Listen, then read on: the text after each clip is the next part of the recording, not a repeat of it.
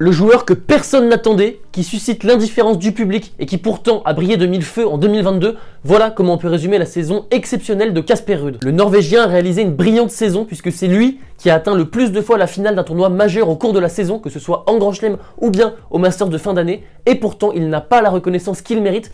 Et au cours de cette vidéo, on va essayer de déterminer ensemble d'où vient ce désamour de la part du public. Également, on va essayer d'analyser ses progrès tactiques et techniques au cours de l'année et de voir quels objectifs réalistes il peut se fixer pour la saison prochaine. Donc on attaque tout de suite et c'est parti, let's go!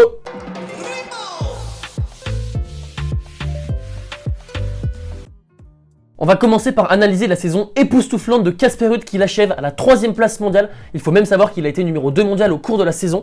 C'est simple, Casper Ruud cette année c'est 51 victoires pour 22 défaites. Ça fait donc un ratio de 69,9% de victoires.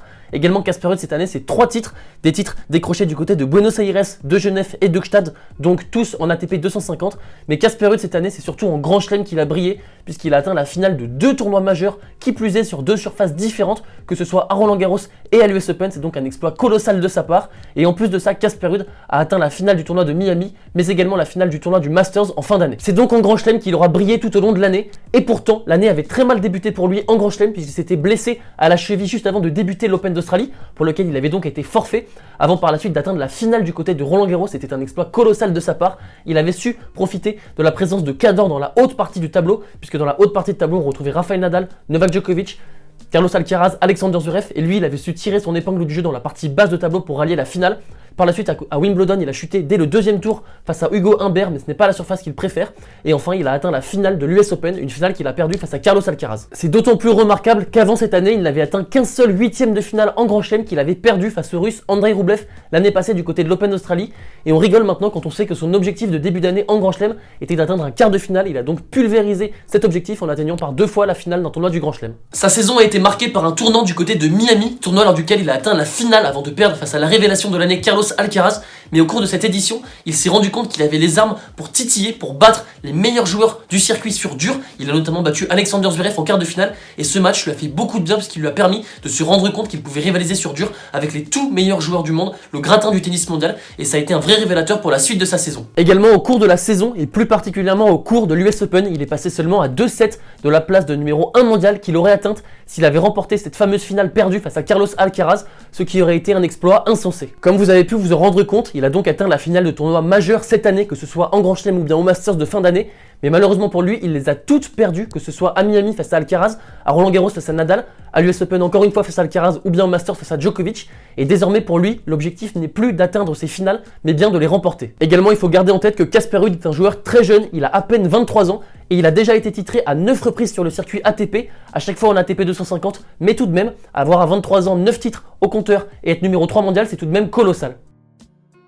Cette année, il aura énormément progressé dans son jeu, particulièrement côté revers, et ce surtout depuis Roland-Garros, où il s'était pris une rouste en finale face à Rafael Nadal, et où son revers avait été sa principale lacune tout au long du match. Et on voit que suite à ce match, il a pris la décision de beaucoup moins lifter son revers, de jouer beaucoup plus à plat, plus proche de sa ligne, et désormais c'est un coup dans lequel il a confiance, alors qu'avant, notamment Roland-Garros, c'était vraiment un revers de sécurité pour lui. Il ne cherchait pas vraiment à faire mal à ses adversaires, et désormais il a confiance en ce coup. Et cet exemple démontre vraiment la mentalité de bosseur qu'a Casper Ruud, puisqu'à l'issue de Roland-Garros, qui était pourtant sa plus belle performance en carrière, il aurait pu être satisfait de lui, il aurait pu se dire « Ah bah tranquille, tout va bien dans mon jeu, j'ai confiance en moi, j'ai quand même atteint la finale de Roland-Garros ».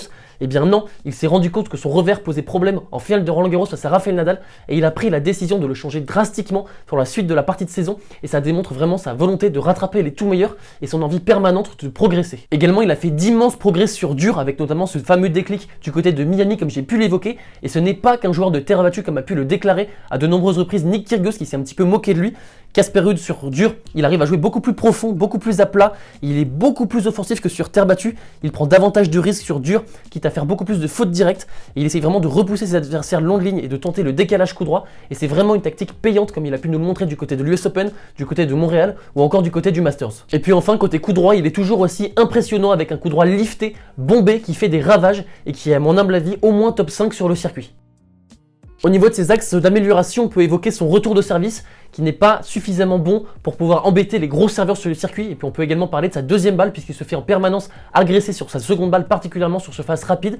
Mais le plus gros problème pour Casper Ruud, c'est sa mentalité. En effet, il est beaucoup trop tendre face aux top joueurs lors de la finale d'immenses tournois, comme il a pu le démontrer au cours de cette année.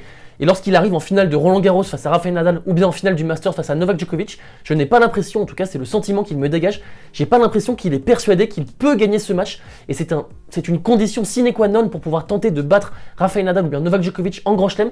Il faut en être convaincu au plus profond de soi, comme a pu nous démontrer par exemple Holger Rune. Lui, il y croyait dès le premier point du match en finale de Bercy face à Novak Djokovic.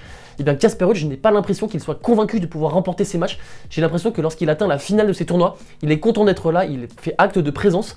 Et puis il montre rapidement des signes d'impuissance, il se soumet rapidement, et c'est vraiment quelque chose sur lequel il doit impérativement travailler. En somme, il doit être plus méchant, plus tueur sur un court, et cesser de trop respecter ses adversaires. On en vient maintenant à sa personnalité et à ce fameux désamour de la part du public. Alors je vais commencer par dire des choses positives sur Casper Ruud. Casper Ruud, c'est un joueur très attachant. À mon avis, ça n'engage que moi, c'est le joueur le plus gentil du circuit. Et puis également, c'est un joueur très classe, comme il a pu le montrer dans son discours pour Jo-Wilfried Tsonga lorsqu'il l'a envoyé à la retraite à Roland Garros. Également, Casper Ruud, c'est un monstre de travail, de persévérance, c'est un immense bosseur et il a une grande éthique de travail. Maintenant, ce qu'on peut dire sur lui, et c'est ce que lui reproche une partie du public, c'est qu'il a un côté très lisse, qui ne fait pas de vagues, qui ne fait pas de bruit. Il est extrêmement discret, c'est même à mon sens le joueur le plus discret du top 10. Également, son jeu ne fait pas rêver puisqu'il a un jeu un petit peu trop lisse, trop gentil, trop sage, trop respectueux.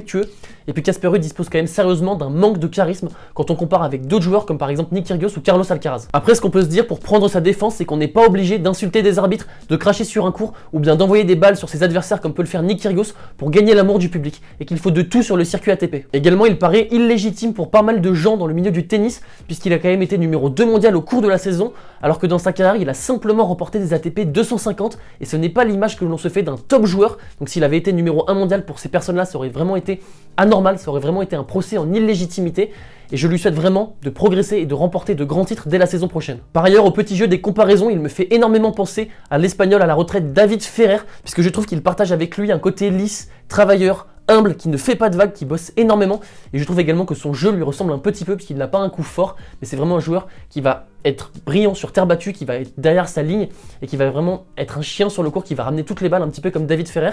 Il me semble également que Casper Ruud avait déclaré que dans sa jeunesse, David Ferrer avait été une inspiration pour lui, mais je souhaite quand même à Casper Ruud d'avoir une meilleure carrière que David Ferrer, même si David Ferrer a quand même remporté un Master 1000 à Paris-Bercy, et atteint la finale de Roland Garros en 2013. Après, ce qu'on peut se dire, c'est quand même que si Casper Ruud en est là, s'il est numéro 3 mondial, c'est qu'il le mérite. Alors oui, il a bénéficié d'un contexte favorable, puisque les points de Wimbledon n'ont pas été attribués, ça l'a pas mal arrangé, puisqu'il a chuté au deuxième tour de Wimbledon face à Hugo Humbert. Oui, Novak Djokovic n'a pas pu disputer toute la saison en raison de son état vaccinal. Oui, Rafael Nadal a été blessé tout au long de la saison. Oui, Alexander Zverev a été blessé tout au long de la saison. Oui, Daniil Medvedev et Stefanos Tsitsipas ont réalisé une année dégueulasse, je pèse mes mots, mais c'est pas de sa faute et je pense qu'il est temps de respecter Casper Ruud. S'il est là, ce n'est pas un hasard et il est désormais temps de le respecter.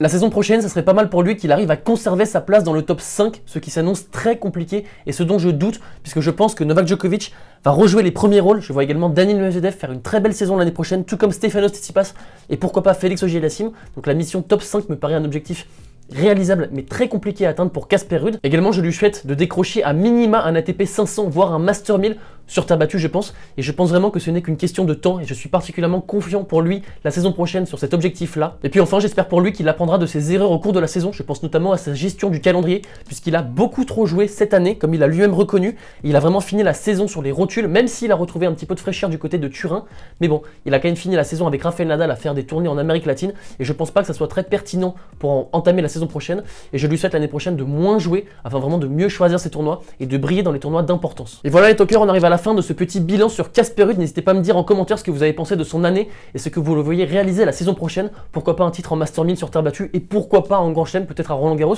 où il pourra tirer son épingle du jeu. Je ne le pense pas, mais dites-moi ce que vous en pensez dans les commentaires. On va se quitter en se souhaitant à tous une très belle fin de Coupe du Monde. Je vous embrasse et je vous dis à très vite. Ciao!